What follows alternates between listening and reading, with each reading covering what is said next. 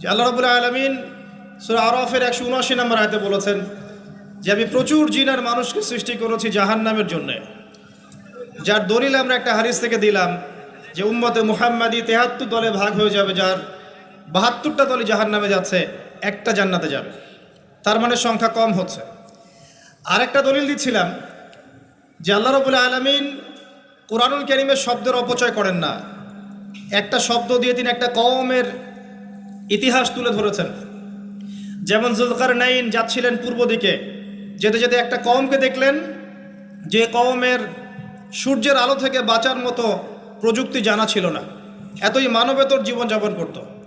আল্লাহ পাক এই কওম সম্পর্কে বললেন কাযালিক, এরা এমনই ছিল। একটা শব্দ দিয়ে কওমের পুরো হিস্ট্রি বলা শেষ। এই কাযালিকা শব্দ দিয়ে আপনি তাফসীর দেখতে পারেন এই কওম সম্পর্কে কত কি বলা হয়েছে। সে আল্লাহ রাব্বুল আলামিন